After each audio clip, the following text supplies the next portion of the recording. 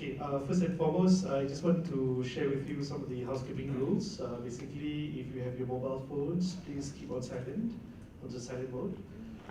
Secondly is the restrooms. Kalau masih yang tak tahu, restrooms atau toilet ada di tingkat 1 ataupun tingkat 3. Tingkat 2 ke toilet is around. Then thirdly, basically, this room, no food and no drinks allowed. Okay. Alright, so first and foremost, let me just introduce myself. My name is Muhammad Aurus. I'm the IC staff for this theatre. And inshallah, if there's anything, I'll be working together with our speaker today. Let's not waste any time. Let me just introduce Madam Tuminas, our CEO for Yayasan MENDAKI, to start.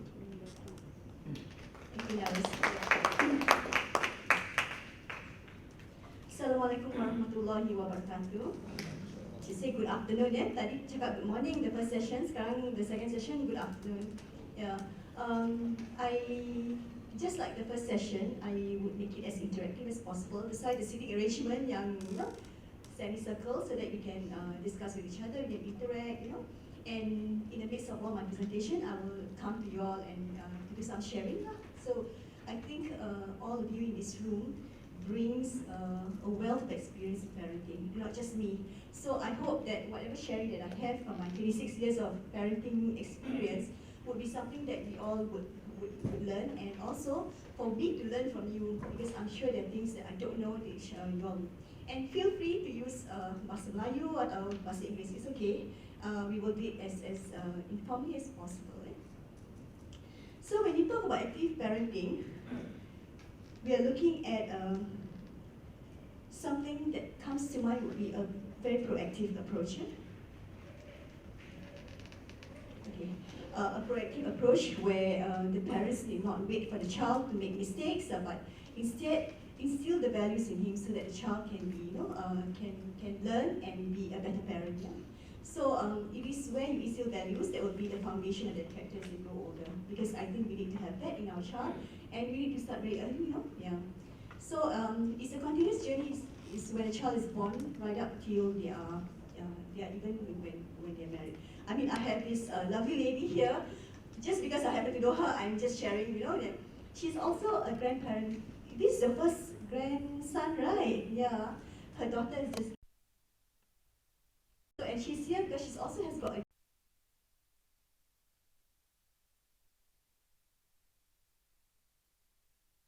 She's also a grandparent, so that is where we learn, and that is where I will hope to learn from her. You see, when I ever become a grandparent, I'm not yet, okay? Inshallah. Yeah. So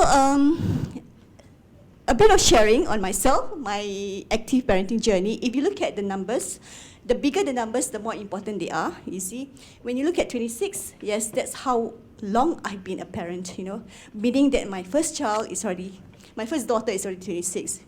And I have my first child at the age of 30, second one at the age of 33, and then my third one at the age of 36.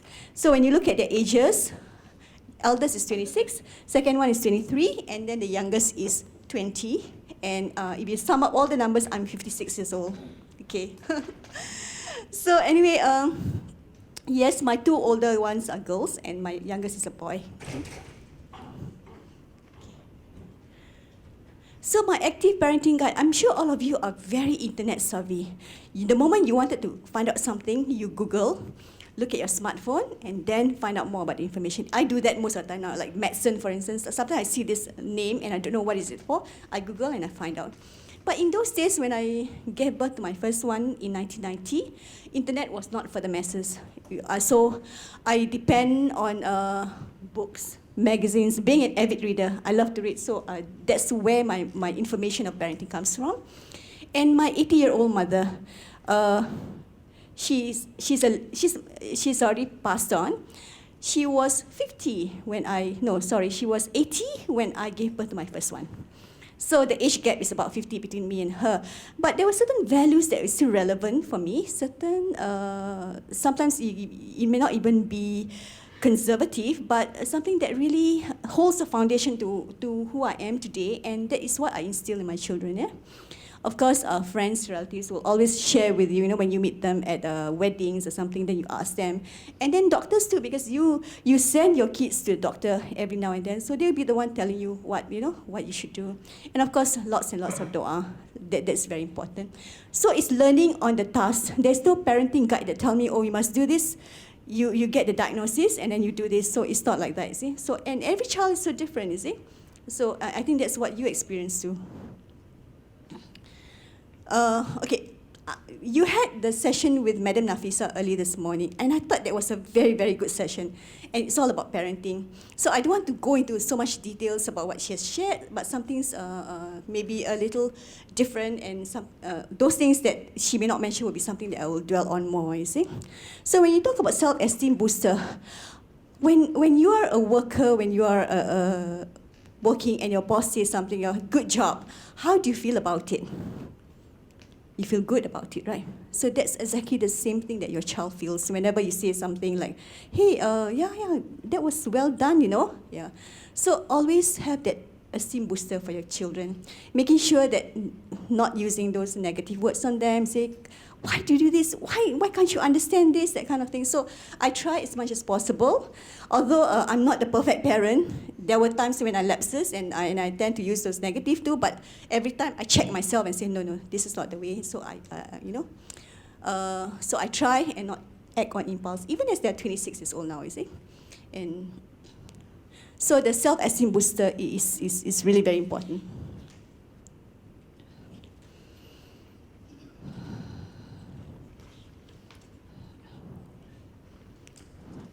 It is also, when you talk about self-esteem booster, it's how you want your child to be, you see.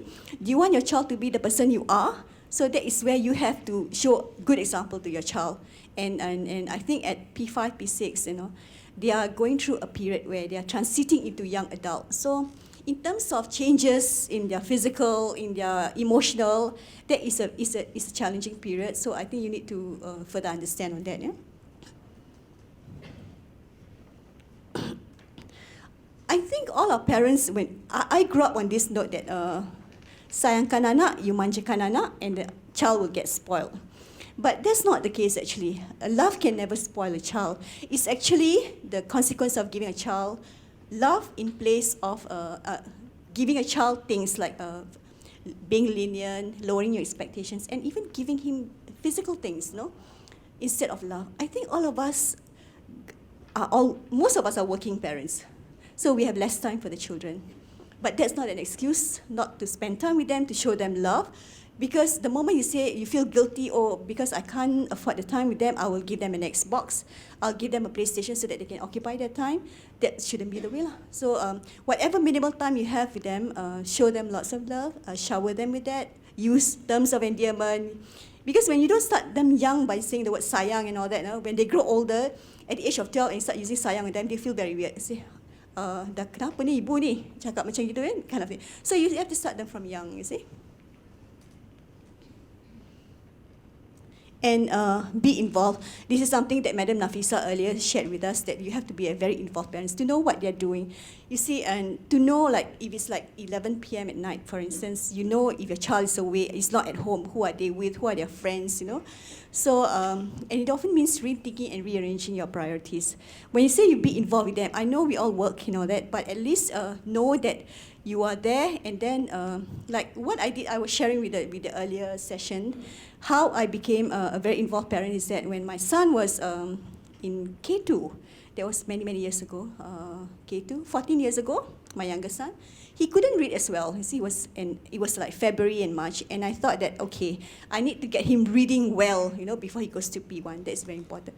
So what I actually did was that I photocopied storybooks. And then I bring it to work. And he goes to AMP classes, which starts at 2 to 6. And 1 o'clock is when the bus fetches him. So at between 12:30 to 1, that's when I sit down on the phone, it's in my lunchtime, and read to him, and he reads to me. So after 3 months, alhamdulillah, he was able to read well. So this is the kind of involvement I got into. You see, whenever that you know that something ought to be done with your child's education, that they have to be there. You have to be there mentally as well as physically. Maybe at this point I'll do a bit of sharing and just find out how involved, what are some examples of your involvement with your child. Yes. Hello. Boleh lah. Yeah, Oh, for okay, our sport. son. Okay, Yeah, let's he's share. dia minat sangat main sports. Jadi tiap kali ada tournament atau ada perlawanan sports, saya dan suami akan ambil cuti lah untuk berikan sokongan. Rugby. Yes. P5. Yeah. Okay. Do you play the rugby with them? No, no, not So you really. just be there to support Yes. them. I think he feels good, you know. seeing Yeah, he's parents proud. there, He's happy. He's happy. Whenever he sees us, he's very happy. Thank you. So it's not much. It's the simple things that you do for your kid that will make them very happy. Actually, yeah. Maybe another sharing from someone who's here alone, without the wife. My wife tengah swimming. Okay, I have two kids. One in P6. The other one is P1. So both of us are working parents. So not much time for the kids. But we try to, macam Saturday, Sunday, go out. Yeah, I mean try to talk to them lah. So because I noticed my first son macam a bit more reserved lah. Ikut bapak dia juga. So maybe I guess trying to like communicate more with him lah. Maybe previously macam masih younger, maybe they talk more to us. But as soon as they grow up, you can see difference. They start to be more quiet. Yeah, so I think me as a father need to be more engaged lah. Kena berbual, see what are his hobbies. Currently he's into volleyball. Don't know why. Tak nak main bola. But he's into volleyball, so I talk to him about volleyball. How is he involved in the team? So I think that helps lah. Yeah. Thanks for the sharing. I learned something else also, that not just being involved, but knowing what your kids like, and finding out more about it. Like volleyball, he probably don't play volleyball, but then he knows his kids love volleyball, so find out more about volleyball and have a conversation about volleyball with him, you see. Yeah. So that's really good. I think just one more sharing before we go to the next slide. Yes. It's okay. It's just I think we learn from each other. Yeah. Rila, how old are your kids? We have 4 kids, 4 kids, okay. which is And the 16, 14, 12, and 10. Oh, okay. Okay. What we get involved is, nowadays kids likes to play handphone and all that. So once a month we will go out every weekend, tell them no handphones. So all put handphones at home, Okay. so that they can communicate with each other rather than playing on the handphones. Yeah. That's a good idea. Yeah. I think, well, technology has made our lives very easy, but technology has taken away that personal part of our lives too, you know, like we WhatsApp each other, yeah. So I try as much as possible not to do that, to have that conversation. But when they're away, they're at work, things like that, you have no choice, you see. So that's what you have to do. Yep. Thank you for the sharing. Yep. When you fit parenting style to the child is actually looking at their ages and all that. So you don't talk to a 4-year-old the same way as you talk to a 14-year-old. Although the 4-year-old and the 14-year-old may be asking the same question. The 4-year-old may be asking the same question because he genuinely doesn't understand what is it all about, you see. But the 14-year-old may be challenging his inquisitive mind, challenging his intelligence when he asks certain things. So how you approach and answer them is really very important, yeah. So that's why you have to adapt your parenting styles to fit your child. And you need to keep pace with his growth and development. And don't think that he's your baby all your life. I have a tendency to do that sometimes. No? For as long as they're not married, they're still my baby. And that's it.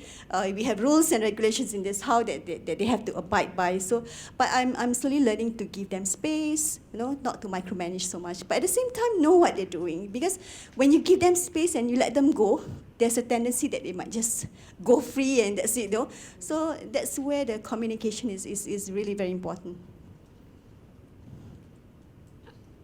Okay, establish and set rules. I think this is important because how you want your child to be, it has to start very, very early. You can't do something when he's already 14 and start establishing rules, or you can't do this when he's 14, because he will continue asking you, but I could do it when I was a kid, why can't I do it now, you see? So start very early in establishing rule, and he will learn and internalize in that.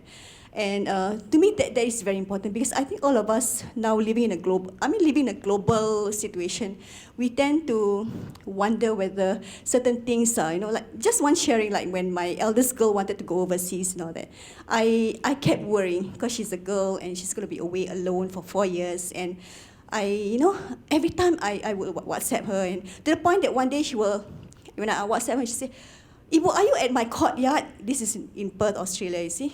Because she thought that I'm stalking her, that I'm WhatsApping her. I said, no. Then a friend told me, said that if you internalize the right values in your child, don't worry. She'll be taken good care of. She will remember this, when she grows older, say, oh, I think this is something that's not right, I shouldn't be doing. So, alhamdulillah, 4 years have passed, she's back, and everything turns out well. So, have that trust, But of course, it all started the hard way by establishing set rules, and values.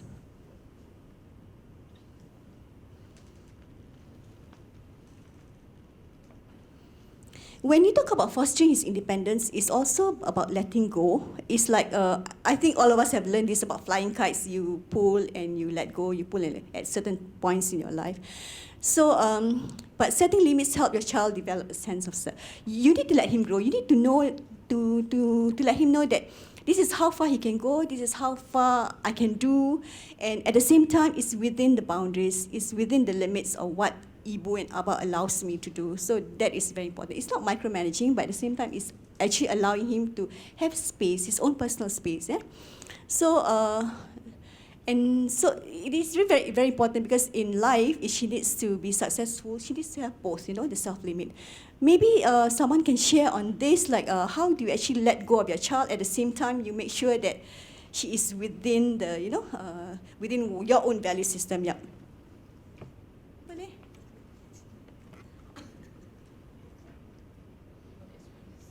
How old are your kids? 13? Ada tak sekali-sekala dia kata nak buat sesuatu yang you tak agree, tak setuju, tapi you need to let go? Tapi pada masa yang sama you will say, oh, I will need to, these are the boundaries. Ini you cannot go beyond this. Yeah, maybe an example. I'm sure 13 probably would have gone through that. Time limit lah. I mean, usually he should be home at certain times, and then maybe he might be late, and then he should call me lah to inform that what happened, something like that lah. Yeah, I think it's right. It's a good example. I think all of us are faced with this challenge where your kids say, "Oh, I'll be home before Maghrib," but it's stretched to after Maghrib, and then it's stretched to 8, and then I'll always jokingly say, "Are you still at Machap?" That kind of distance, you see? Say, no, we are on the way. They are on the way can range from half an hour to sometimes 2 hours. It irritates me, really, it irritates me. And I sit them down and tell them that I am not micromanaging your time. I know you all are big already, but I want to be assured that you are safe. Mana tahu within that 2 hours, anything can happen. So that's why I say you need to tell me where you are exactly. They are on the way in MRT. MRT could be at Jukun, not at Tanah Merah where we live. So things like that. So you need to have that conversation with them. And sometimes when they start trusting you, then they say, okay, boo, I'm here. I'll be home by 10 minutes. Sometimes even walking to the house, say, oh, I'm walking. But that walking takes them 20 minutes. And actually that walking is 5 minutes. Yeah, calling is something else. Yeah, true.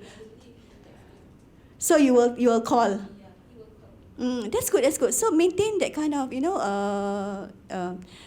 that rules with them, in terms of going back and all that. Yep. Okay.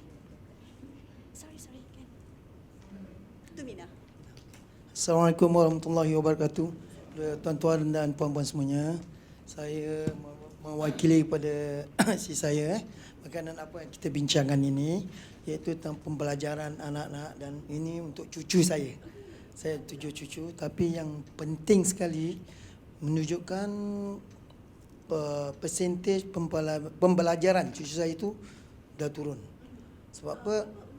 Umur dia saya ada satu darjah 5, 2 darjah 6, this coming PSLE, dan darjah 2 Sec 2 Express, dan Sec 4 pun dia ada 2. So So daripada from primary 6 okey belajar. Masalahnya tu bila orang tua dia tu bekas anak mentua saya belikan handphone, hancur semua, rosak.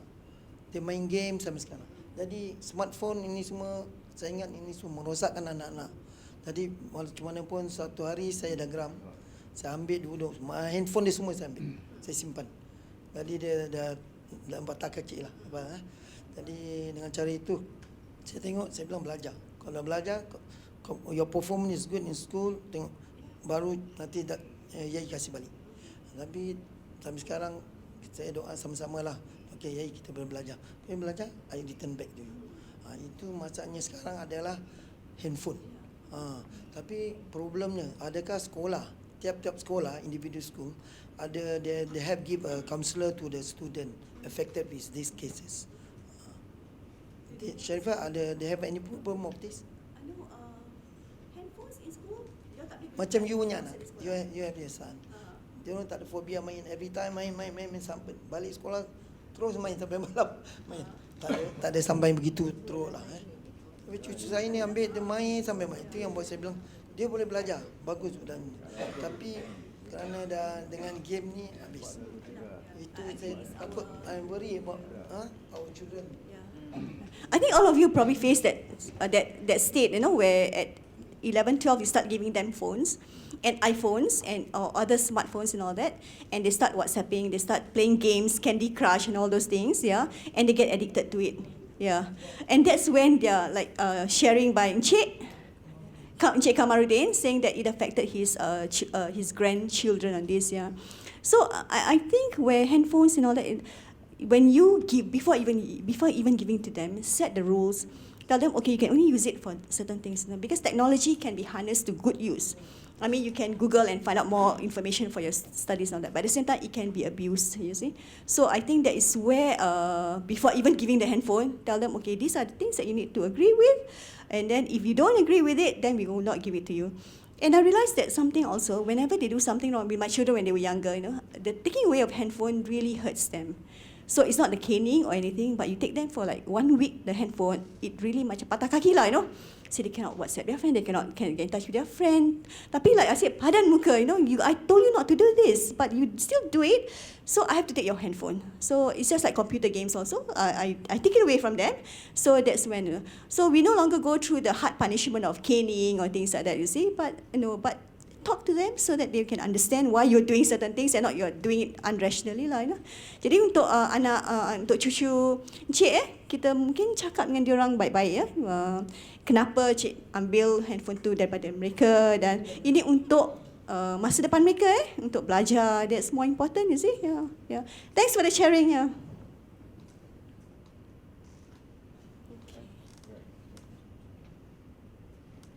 And be consistent.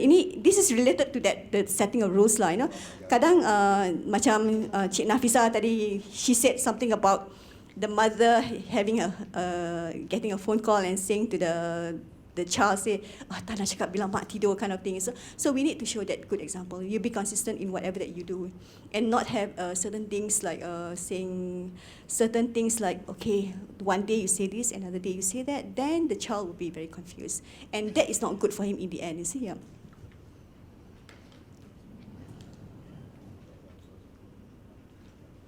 And avoid harsh discipline. I think gone are the days when we cane our children, I don't know, any of you still do that? Any of you still have a cane in the house? Ada, okay. I love that sharing. I used to have, and then each time, but I don't do it, I don't use it even weekly, only when they do very, very hard, yang nakal sangat, then I do it, and then I'll just explain to them why do it. And they remember up till today, Ibu, you cane me, do you remember that I did something? And they still remember the things that they did wrong, and then it helps them, you see. But nowadays cannot lah. I mean, they might run away, you see, if you start caning them. So maybe a sharing from this lovely lady here. No, action aja. Actually, takut lah. They call me the angriest mother. So macam mana? I still spank them lah. Actually, to be honest, what we do is, especially me, the mother, right? I'll keep my cool first lah. You know, I advise them. I tell them you're not supposed to do this. I warn them 1 kali, 2 kali, 3 kali. If you're not listening, then ambil tali pinggang action je lah. But then if they still don't want to listen to me, I do spank them lah. Somehow or rather, I think it still work lah. The old school time lah. Somehow or rather, yeah. But I set my rules lah. You know, I told them, you know, after I spank them or after I scold them, then I will ask the dad or myself will sit down and talk to them and explain to them why I do that. You know, until then I make them repeat what I say. So until they understand, like that. Yeah. Yeah, so you internalize the behavior. Actually, it's not them that you're angry at, you see, it's their behavior. And it doesn't affect your love for them. I think that they needs to be reassured. Because sometimes kids, when they kena pukul and all that, they will think that, oh, mak dah tak sayang, abah dah tak sayang, that kind of thing, you see. So I think we need to like reinforce that we still love you, but we just don't like your behavior. Yes, yeah. Yeah. Then they understand what is the behavior that they've been doing. Yeah. Okay. Because studies have shown that those kids who are you know, caned every time, you know, they have a tendency to be violent themselves. So I think that's the last thing that we want to do, you know, with our children. Okay, explain rules and decisions. I think we just mentioned about why when we do certain things, why when we say that we take away your computer or when we take away your phone, it's because it's for your own good. I think no child would not be able to understand whatever the parents do is for their own good. But sometimes there would be phases in their life when they kata, oh, my parents don't understand me, you know, they do this, they do this. But if you have a good conversation with them, if you build that trust and that relationship is strong with your child, I think they would ultimately be able to understand that, yeah? And respect. I mean, we always say that the younger ones respect the older one, but nowadays respect is mutual, you know. If you want to earn that from your child, then you have to also respect them for what, you know. Respect their decision, respect why they do certain things, and respect their opinion also, you know. And don't think that because, oh, you don't know because you're young, you know. I've gone through so many things in my life, and no. But sometimes certain things that you actually learn from your child. I do that. I learn from my child a lot of things, see. Yeah. Okay. This is the interesting part actually, because the first part are all those things that probably Madam Nafisa shared, you know. But this is my 26 years of parenting journey. How I describe myself, you know, after having 3 kids and going through being a full-time worker, a mother, a worker, and also a wife, and this is what I go through. I don't know whether you could, you would, you know, relate to some of the things that I said when I said that you are the A and E. You see, you're willing to endure their angst and have all the energy, because really parenting is all about managing the angst of the children. At some point they will be very angsty, but and you need all the energy to do that. Maybe a little sharing on this? Yes? The angst and energy. How do you as a child, I mean as a parent, how do you maintain your energy? And then kalau your kids marah, whatever, how do you maintain that, you say? Yeah. How old are your kids? 6, 11 and 17. 6, 11, 17. Yeah, okay. I'm more to 17 lah. 17, the eldest one. When she get angry, right? To me, is it? Yeah, she's a girl. You mean my reaction to her, is it? Yeah. How do you manage their anger? Okay, because if she like tengah marah and then kita throw out, you know, lagi marah pada dia, nanti dia lagi macam rebel lah, macam melawan gitu. So I try to talk to her nicely, softly, because I want to know why she did that and why her reaction was so anger towards me. Then normally I will talk softly, because at this age kita nak kena berbual softly to them, lagi perempuan kan. So dengan cara tu dia pun akan reda. Yeah, because kalau dia tengah marah, kita pun lagi marah dia akan memberontak. So when I talk nicely and I know what's actually happens, why, then she will cool down. So from there, then we start to talk nicely lah. That's my way to teach the eldest one. Thanks for the sharing. I'm sure it's not just between you and your children, also but you and your spouse too. If one is angry, the last thing you should do is to add that anger, and then nothing gets nothing gets solved. And having the energy is something that a lot of people, maybe I should do a bit of sharing with this mother and grandmother here. How does she have all the energy, yeah, to manage her children and one-month-old grandson? Well, I take care, how many? Two of them married, three kids now, with one husband and the whole house I have to take care. And early morning I went to over to my daughter's place to bathe my grandson because he's new, yeah, because I am still coaching my daughter. Yeah, so I went to do everything on my own, yeah. That's where energy really comes in, and no joke, yeah, to be mother, wife, and grandmother, yeah. Yes, the energy, you really need energy, yeah. Thanks. I see a lot of you like young parents, so you have lots of energy for this, right? Okay. And when I say that you are their call center for all kinds of inquiries, that's really true, right? Do you realize that your phone and or even when you're at home, everything is Ibu? What is this? So I don't know. Maybe some sharing on the call center. Yes. Call center. Tak adalah. Anak you selalu call you for certain things, getting information, even though as they grow older, you know, yeah. Anak saya yang nombor 2 lah. Masa tu umur dia sekarang 18. Masa yang tahun lepas dia intern kan, apa-apa semua pasal kerja dia tanya saya, macam attitude pekerja-pekerja lah, macam mana nak handle semua. Macam tu lah. Jadi sebagai ibu, macam saya pernah mengalami masa kerja,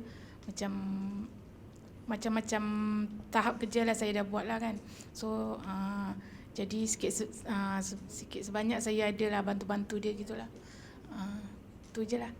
Thanks. Yeah. So you realize that active parenting is a continuing journey. Even you thought that once your kids are 18 or 20, you can let them go. But I realize even as my eldest daughter is 26, the parenting continues. Even up till now, she will still call me, Ibu, can you find out about that? I said, you have your phone, you can find out yourself. But sometimes I don't say that, because the moment I say that, I think she will feel, my mother doesn't want to help me now. So I will still do it, and I'll still WhatsApp the answer to her, things like that. They still ask us. I don't know. Yeah, is this happening to you, to all of you? Perhaps, yeah. So, yes, walking dictionary. Yeah. Yes, and I'm called a GPS at home also. You see, yeah. Ibu will know. Will have all the answers. You see, so things like that. But I think it's you continue to answer them, even though I know it takes about 3 seconds lah to find out more. Yeah. But the thing is that kadang kita marah juga lah. Dah besar gini pun tak boleh find out themselves, you know. But the moment you do that to them, then they will shut up, and then that's when your relationship with them can be affected. So tak apalah, as long as they still need our help, I think they want to manja with us. Yeah.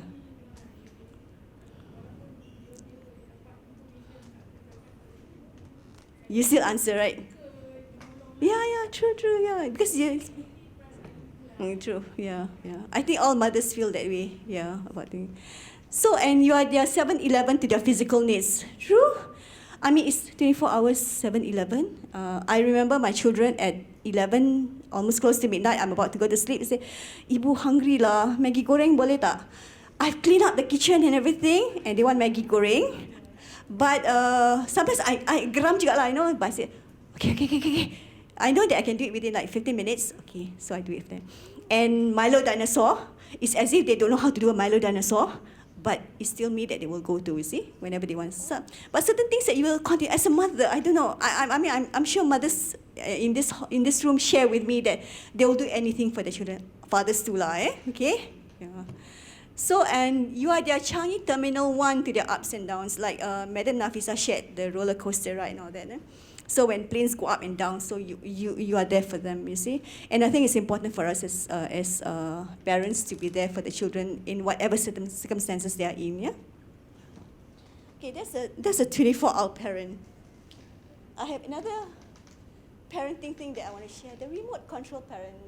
like this. I'm sure some of you may need to travel in the course of your job and all that, no? And you are not physically at home. But do you realize that your child will still come after you? I mean, will still text you or will still call you to find out certain things. So then being that, the fact that I shared with you about the reading with my child, because I don't have much time at home. By the time I got home, it's like I just want to spend quality time to him, not just to read to just one child. So I did it remotely with him. So that's where we are, the remote control, parent. And you call the shots from wherever you are, your office space, at the other end of the world, and then also parenting has no boundaries. And I mean, although I encourage parents to talk to their children, all that, but somehow you become enslaved to SMS, instant messaging, WhatsApp. I am too, because as they get older, they don't want to talk so much, You realize that they are very talkative with us when they are, in their below 12, but the moment they grow up, they talk less and less. So we WhatsApp more, but I hope, I try not to do that very often. So we do that. And how many of you actually spend your time, making sure communication is via the technology like WhatsApp and all that? Yeah. How old are your kids? Maybe you share your kids. Okay, saya ada 5 anak. 5 anak. How old are they? Yang pertama 21 tahun, 19, 15 dengan 11. Okey, nak cakap pasal umur yang 21 lah. Sekarang dia tak ada di Singapura. Dia overseas tengah belajar. So usually macam kalau ada hal ehwal semasa, dia akan text SMS ibu dia lah. Kalau mengenai macam nak ambil kereta atau apa, dia akan decision is on me lah. So but because your child is overseas, then the WhatsApp comes with. Yeah, yes, correct. Yes, correct. Yeah, it's very important. Ada sometimes kadang-kadang kalau nak ambil kalau it's too important, I won't SMS. I akan cakap dengan dia personally. Yeah. It's okay lah kata orang invest little bit, then ada kata orang ada connection. Really a connection. Thank you for the sharing. Yeah. Is this your okay? You want to share? How old are your kids? Is 10, 5 dengan 6. Because my husband don't allow handphone, so so we still on normal physical phone, especially my daughter, the small one, the 5 years old. She will, the moment she step into the house, she will call me like every half an hour. Ibu kat mana? Ibu buat apa? Ibu kerja apa? Semua dia tanya. Yeah. That is very nice. It reminds me of something that's very heartwarming to me also when my kids were small. My son lah. Every time at 2 o'clock, I'll receive a call from him. Say, Ibu, I'm back.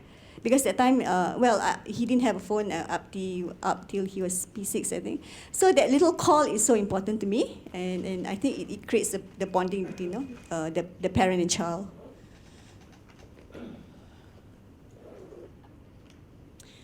So this is my last slides actually. And I think it sums up aptly my role as a mother, as a parent, that from blended porridge is what they eat when they were babies, to beef rendang, we continue our role as chefs in the family. Yes, I still do the cooking and all that. Although as they get older and they're working, it's quite a challenge to eat together. I will be WhatsApping them, okay, Ibu cooked cereal prawn today, and I show pictures of big prawns with the cereal. And sometimes that doesn't work, even to get them to come home early for dinner. They will still come home by 8 something, so we have a late dinner, you see. So we do a lot of that. So from cleaning their diapers to their toys when they were young and toddlers, to cleaning their rooms when they're teenagers. Even now, I still clean their room. Although they say, can you not touch my area? It's an organized mess. I know where to find my things. Because the moment you clean my area, I can't find my things. But I told them, as long as you're in this house and you're not paying rent to me, you have to keep the place clean. And so that's when I do all the cleaning. So the journey of active parenting continues for me, even though my kids are 26, 23, and 20. I think it's a wonderful journey, and I've learned a lot, and I would never have it otherwise.